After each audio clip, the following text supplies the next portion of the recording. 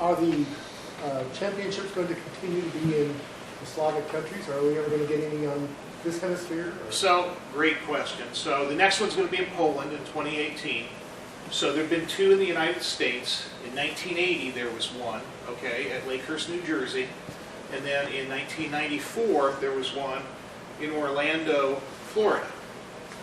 But the gotcha is that if the NAR would want to sponsor another one in the United States, is that basically it would cost about $100,000 to go do the sponsorship of the meet for what you have to do. All the judges are compensated, and their tickets are, when they hit the United States, their tickets are required to be paid for from wherever they hit to the final site, and some of the jury members are meal expenses and housing expenses, and then all the awards and everything like that. And there are entry fees, but it doesn't cover anywhere near what the total expenses are. So there's been talk that there'll be another one in the United States. We're looking maybe potentially for a corporate sponsor. There's a good chance that if it is in the United States, it'll be in Las Vegas, since one of the reasons that they held it in Orlando is everybody that came from Europe wanted to go to Disney World and to the Cape. So, bringing them back would be, Vegas is something that potentially they could do, and obviously Gene Dry Lake as a field would hold all the events that they're talking about flying here. So, but right now on the horizon, there's not, and we're going to go talk to Elon Musk and see if he'll pony up a couple of bucks for it. But unless there's a sugar daddy, it's not likely sometime in the future. The difference is in Poland, the Aero Club is paying for the National Aero Club, which was somewhat subsidized. In Bulgaria, it was that way. In Slovenia, in Slovakia, and in Serbia, they all have national aero clubs that the government actually pays in to go do that. And then in Ukraine, they have that, but they also went out and got a huge company sponsorship. They told me that for what they spent in Ukraine, they had a budget of $200,000 U.S. equivalent. They didn't spend it all, but they came pretty close to it. Wow. Different point, but the same thing. So you'll see here in a little bit, but the Russians didn't come to Ukraine, obviously. But the Russians, the Ukrainians, the Poles, almost all of these guys, if you win a medal, you get money from your state, from your country's aero association, and like that. And the Polish kid we were talking to said that he got $1,500 a year cash, and it could be as much as $6,000 if he competed. They paid then for him to compete at events for the next 2 years leading up to the next World Championship. Could be worth as much as $6,000, and we pay out of pocket all our travel costs. By the time I get done, it probably would cost $4,000 to go when it's all said and done. That all comes out of my pocket. These guys, everything is paid for by the state association, and if they win medals, they're reimbursed. It's just like the Olympics. When you go over there, you get used to all the different alphabet, and that. Although in Ukraine in particular, probably 75% of the people were fluent in English as well.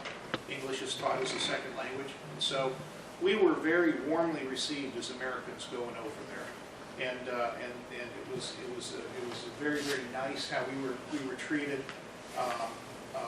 Again, we did not see a country at war. anywhere. We didn't see any evidence of anything going on. Most of where the fighting at is in the very extreme western portion. And originally, the meet was supposed to be in a city called Dnipro, that's only about 160 miles from the front. And the FAI made them change to a different city or was going to take it away from Ukraine. So they went ahead and changed to that. But we actually went to Dnipro on our way out to see some people there. And that city also showed no damage or war footing or anything like that. So it's kind of screwed up because it's really messed up those people's lives. And it's as much for international commerce as anything. You know, everybody thinks it's at war and nobody wants to do business with them, and yet, you know, they're eager to do business and have some real eagerness. So, but like I say, it was a lot of fun to go. I'll say that. So, kind of an overview of the contest. As I said, you were welcome. We've been going now enough that we were welcomed by almost all the Europeans. When we first started to do this in the 90s and that, we were kind of the outsiders. But the same people have kind of been going over enough times that we're sort of now part of the in crowd, so it makes it a lot of fun. As I mentioned, the Russians didn't come, and it had to be absolutely killing them to watch the webcast. The Russians are the best. They won the championship the year before and the year before, the last two like that. So they would have been contenders for it, but they were not there. So like I say, the Ukrainians took advantage of the home field advantage, and that really does count for a lot. And so they won the championship. As I mentioned, the picture at the top is actually a live stream that my brother caught from my mom, watching in the United States as the medal ceremony. And you can see the big screen that they had on the field. So it's fantastic for all the spectators.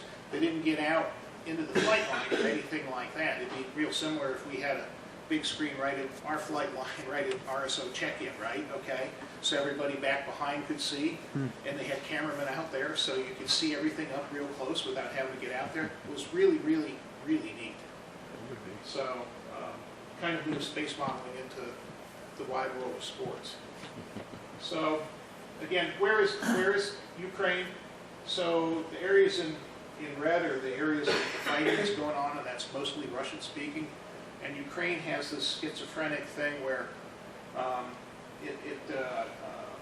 Ukrainian is a separate language, and the country was formed 25 years ago and split off from Russia, but there's still a lot of it that is Russian. So the areas in the red is the areas that are considered more pure Russian, and again, that's kind of the fighting was. There's a blended area, and then far in the east is Lviv, and that's definitely, you know, pure Ukrainian. So we felt like we were pretty safe when we were going over, but we did have we had somebody in the State Department watching it for us that was to let us know if we needed to get out, and the escape plan was to go to Poland, to the Polish border, and cross. So, but we never had to use that plan. But that kind of gives you an idea of the geography. Where did you fly into? So we actually flew into Lviv. I'll show you a picture of the airport here. And you could fly in from Vienna or Munich were the two easiest places to fly in. But they have a beautiful modern airport to fly into. Not very well used, but still really, really nice. So it rivals anything. So getting there is nothing short of a pain in the ass. So all the Europeans, they load up in their minibuses or cars, and they cross a couple of borders or like that, and they get there. Everything that we take, you have to take on a plane, and you have to fit all the airplane regulations. And for international, you can't take skis and stuff like that. The boxes are pretty small. So when we went to Slovakia in 2012, we left Salt Lake, flew into Paris, and we left Salt Lake 4 hours early, and then they diverted us to Atlanta. Needless to say, we didn't get into Paris till well after our connecting flight to Vienna left. And we got to Vienna about 12 hours late, and of the 6 bags that we had checked, 1 had managed to make it. And one showed up 2 days later, okay? And then one showed up a day after that, and we were just getting ready to get, we had a couple of days extra in Vienna before we were due to go. Just as we were getting ready to go into the Czech Republic, the other 3 bags, 2 of which were my wife's, you know, showed up. So, and they went to Italy instead of coming to Austria. So, baggage is a real pain in the butt. Man, I may have not got it through the video, but you said that you had to do all your pre-flight testing in the United States with U.S. motors. Mm-hmm. The rockets you took over, are they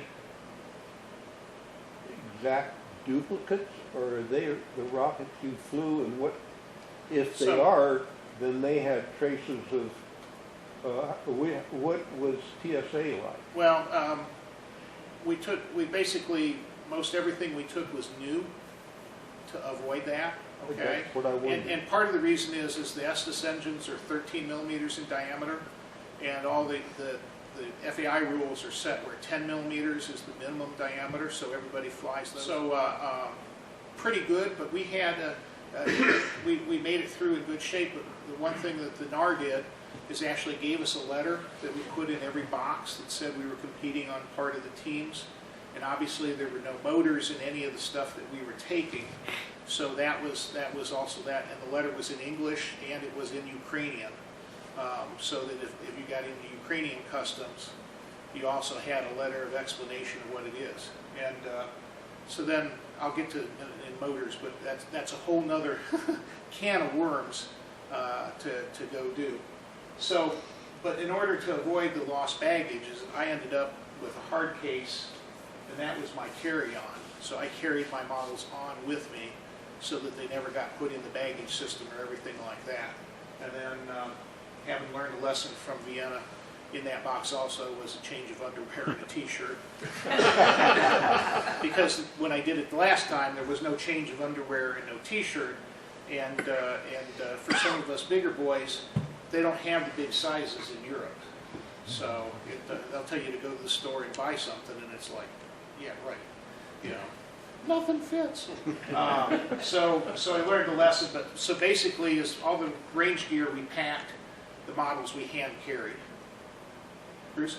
I would imagine somebody's thought of it, but can you get UPS or FedEx over there? No, you can't. Oh, okay. I had to ask. No, I mean, in Ukraine you cannot, okay? I actually wanted to send I had a bunch of paper piston tubes, and I wanted to send, and they're long, they're 3 feet long, so they're a pain in the butt to pack. I take everything in 2 foot lockers, but the foot lockers are only 31 inches long or something like that, and I wanted to take 36-inch tubes. And so I went, and it's like, well, I'll just mail a bunch of tubes to the hotel, and then I won't worry about it. U.S. Post Office does it, but you can't mail them to the Ukraine with the war going on. So we couldn't even do that. But I'll get to the FedEx, because we did use FedEx. So the field, from the video shots, you got a nice idea of how the field was laid out. But what they also had is the first day of the contest was Ukrainian Independence Day. So all the schools and everybody was out of work. And they actually arranged, they had buses bring people in from out of town. This was really only about a 10-minute drive out of town. And it took us maybe 20 minutes from the hotel. They bussed us all to the hotel and bussed us back every day. So they had this huge area set up. And unlike U.S. launches, they have a restaurant on the field, okay? They have a beer tent on the field, okay? Because drinking is as big a social thing as anything else like that. They had entertainment, they had a bouncy house for the kids, and so they had it all set up to be very spectator friendly and like that. And then the flight lines were there, and the teams all had tents, but it was a pretty cool setup. But yeah, there's food always available, and they feed all the competitors at lunchtime. You get a ticket and you go through, and they'll give you kind of a box lunch kind of deal. Usually it was heavy on cabbage and chicken and bread and some variation of that over the different days.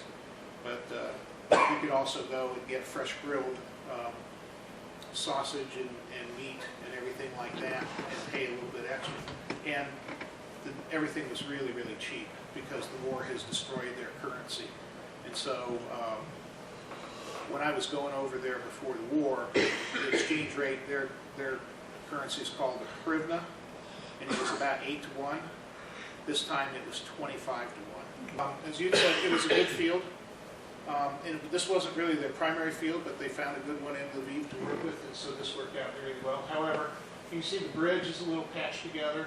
You can see that the fence posts are not OSHA approved, you know, kind of things like that. There were thistles up to your waist, so this was no shorts field. This was all long pants, but it was easy, and then the weather cooperated beautifully, and so we really didn't lose that many models. It was pretty easy to recover, and it was that way for a good distance. The way the wind was blowing, you could recover a lot of stuff.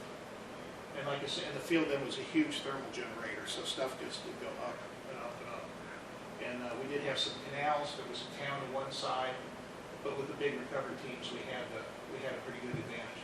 Nothing prettier than seeing a dozen of those chrome mylar chutes all in the same thermal going up away from the launch site. Pretty cool.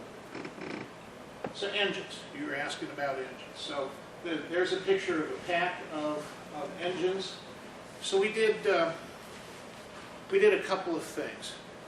We shipped over some Estes and Aerotech engines. Aerotech made special C engines that I used for scale altitude. They're the C3.4, the reloads that are made for the gliders. Gary made us some special ones in regular cases with 6-second delays. And they were $12 each. But we had Aerotechs, yeah, but they turned around and won a gold medal, so trust me, it was not a bad deal. And then for the D rocket gliders, there were D2.3s, again in phenolic cases, plugged for those gliders, and E4s for the senior gliders. Okay, then we also took over motors for the TARC event and motors for the scale models. However, turns out the gotcha is that all of these countries, well, it gets a little more, but we couldn't even ship motors bigger than 30 grams of propellant into Europe. Okay, nobody would take anything 1.4S, no 1.4C. So where James had been thinking that he was going to use a G40-7 in the middle of his model, all of a sudden he couldn't do it, and he had to get two Economax or Econojet F40, F52s or like that instead. It was the same for the TARC models. I had been flying G78s in my practice models and everything. We got ready to go and found out that no, I had to switch to an Econojet F20-7 because it was under the 30-gram limit. So we shipped them to Vienna, to the FedEx there. And my friend Steve and his daughter and I, we flew into Vienna, rented a car, picked them up at the FedEx office in Vienna, drove through the Czech Republic, drove to Poland, and dropped them off with the Polish team. Had a good dinner, got drunk with them that night, drove back the next day, because it's about a 6-hour drive, and then got on a plane and flew to Lviv. And they took our motors over. And they almost got caught with them because they didn't bother to stash them, and they were the first ones that the border guards in the Ukraine caught. So they got through, but they cost them about a 2-hour delay, they were saying. So, so the second thing that we do, okay, so our U.S. motors did get there. And the reason that we knew that is we had done this trip the previous year and arranged for a freight forwarder to get the motors into Ukraine, and they still haven't been delivered. Okay. Still. Okay. So we knew that was not the way, but had we not done it the year before, it would have been a huge disaster. Have you got them back? No. They're in limbo somewhere. They can eat them as far as I'm concerned at this point in time. So, so we have that. So then the other thing what we've done is for the 10-millimeter motors is we buy a bunch from the Ukrainians, which were right there and made really good motors. We bought some from the Bulgarians. The last team was in Bulgaria. They made really good motors. We bought some from the Germans. we figured somewhere out of that we'd at least get one good batch, or one batch would get there. And since the Ukrainians were there, we figured that was the safest thing. So we actually bought a whole bunch of 10mm motors from various vendors in order to make sure. And then what we've done for the next championship is our extra motors left over went with the Polish team and are actually sitting in Poland waiting for us to come back in another year and a half. So, but motors is a big pain in the butt. So like I said, I've got some up here in the cases you can take a look and see. They're not black powder, okay? They're a pressed composite. And I'm not 100% sure what they are, but they're pretty powerful, and they have a long burn time. So ideal motors for competition are either A1s or they have A.75s, and you'll see one of them is an A0.5. Because obviously the longer burn, the less drag, but it requires really, really light models. So motors is an adventure, and then they don't do NAR standards in testing. So the first day that you get there, you submit all your batches of motors. That's just part of the ones that the U.S. submitted, and they got a test stand, and they fire them off and fire them off and fire them off. If you have you're supposed to submit in batches of 20 motors, and if you have a bad motor, out goes the batch. So. Particularly because 2 years ago, the Russians and the Poles are busy drilling out their nozzles because both of them had submitted hot motors and got caught. And again, a testament to how good of a job Gary and the Aerotech guys do. The C3.4s tested at 10.0 Newton seconds. Yeah, the guys looking at the stands looked at each other.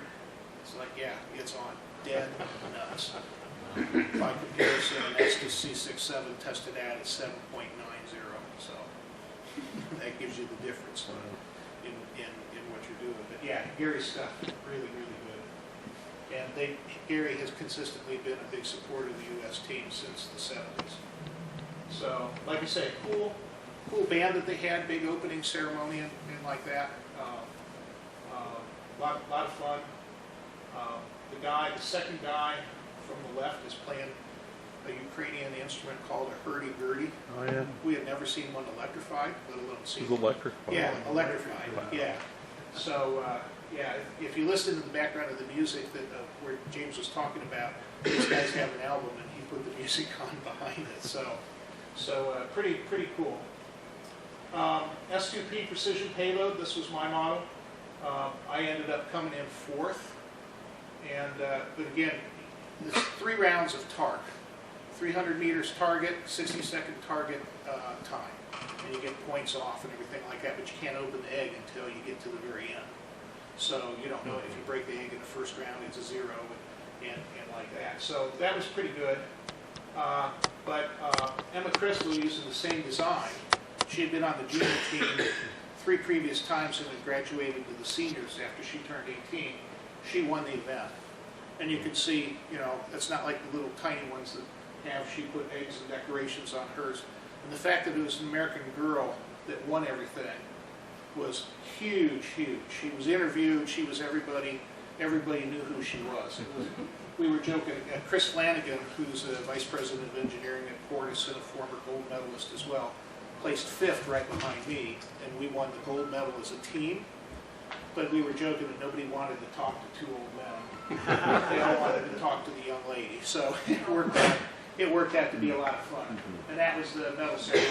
The Great Britain's placed 2nd. They flew 3 D-12 clusters. I'm sorry, 3rd, and the Ukrainians placed 2nd. And they were flying single engine, kind of hopped up DE motors with really like fiberglass models because they don't have big engines. But they did pretty good. So the other thing is New Sphere and John Langford's company, Aurora, put up cash prizes. And so there were cash prizes for the best team and then for the top medal winners and everything as well. So that was to try and stir a lot of excitement. And this is catching on.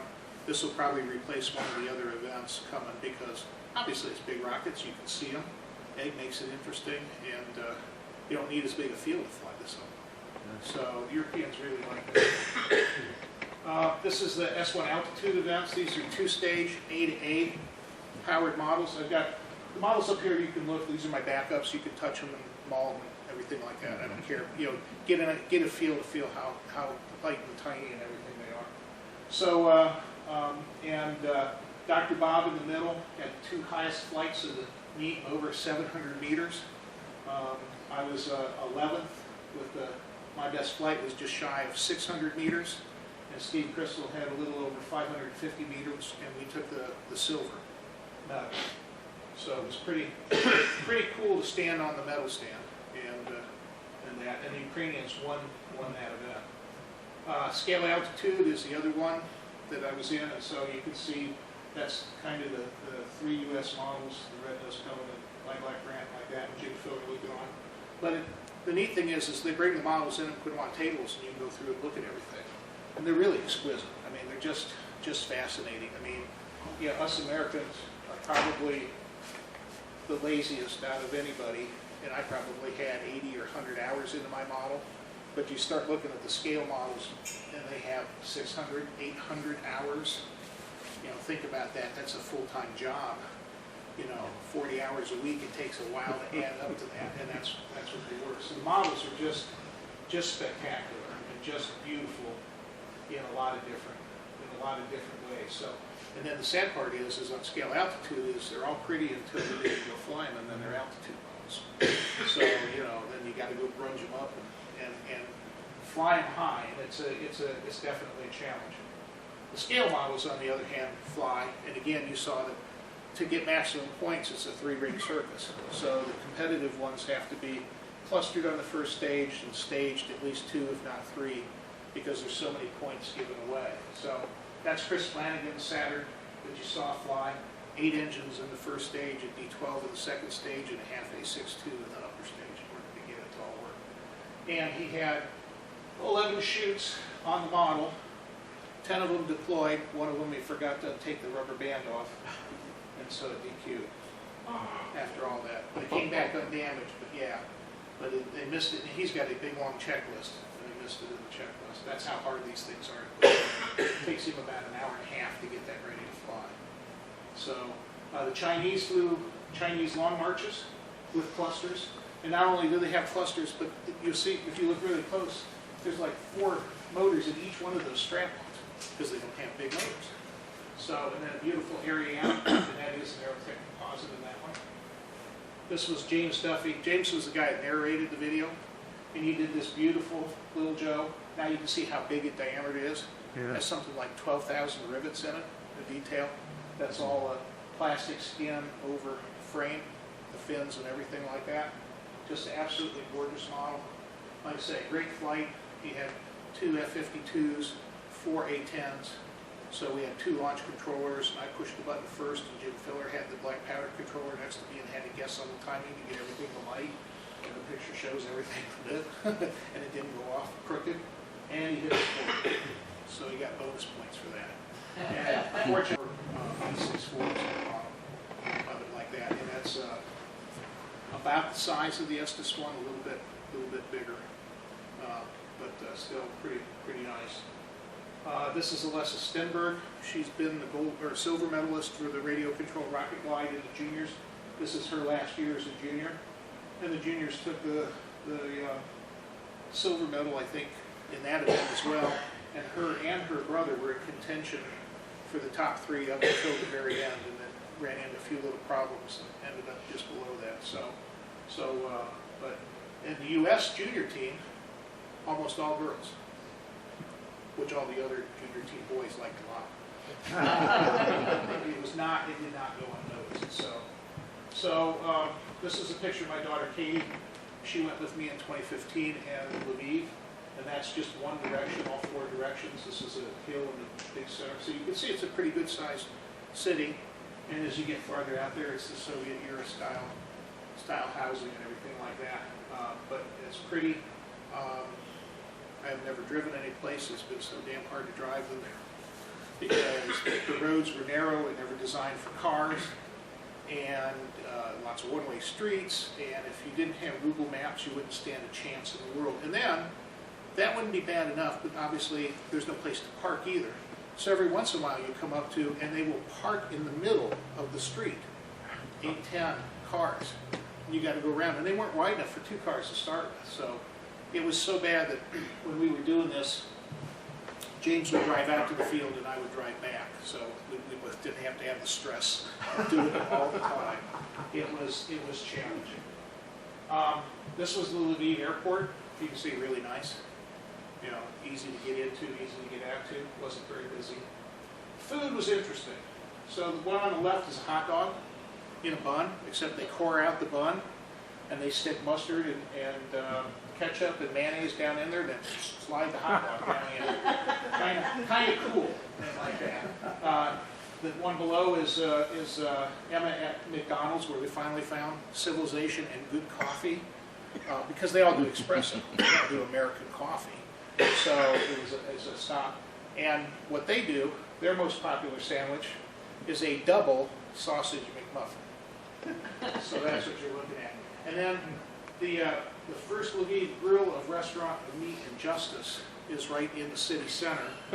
And the story is the city executioner needed a way in order to keep his skills sharp, so he went into the butchery business as well. and that was like that.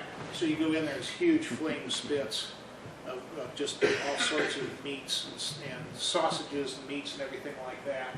And you can order, and the food is just absolutely fantastic. So we didn't lose weight there at all. It was really good. And again, seeing it, big city, old churches as you might expect. Bankomat was always my favorite for the ATM, the Bankomat. Ladies selling their wares out on the side of the streets. Yeah, you know, there's a coffee. Coffee is big there too. Lviv coffee manufacturer. And then every night we managed to have a couple of rather inexpensive beers at a little place down the street as well. So, as you can tell by the blurry photograph. So, and then as I mentioned, we also went to Yuzhnoye, which, if you're familiar with old Russian history, that was the Angle Design Bureau, and that was kind of the offset to Korolev and like that. They did most of the strategic missiles and missiles for the Russians.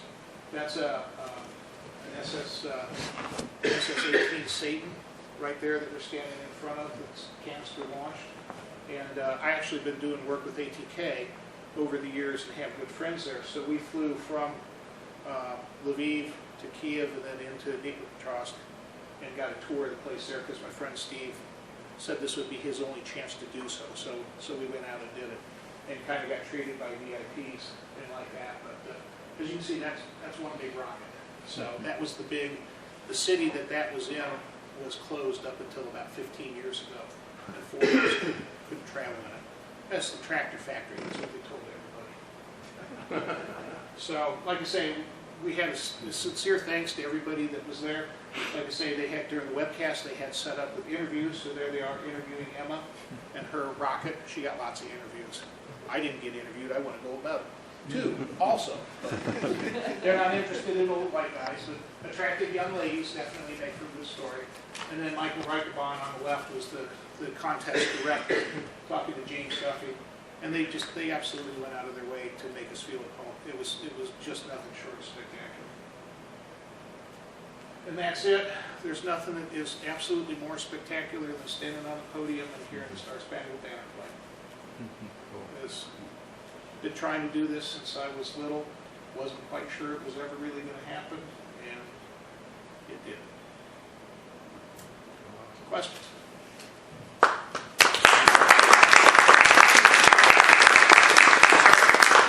Come up. I brought my medals. The rockets, come up and look and ask questions, and that way you get a chance. Sure. Yeah. I don't think you talked about gliders. What designs are they? Okay. So I don't have much about gliders or streamers or parachute because I was out in the field those days recovering them, so I didn't have a lot of pictures. So the radio controlled gliders the juniors have to be up 5 minutes, and then they have a big like 30 meter by 30 meter box that they have to land in. Okay. And so theirs are relatively simple rudder elevator sailplane with an engine pod adapted onto them.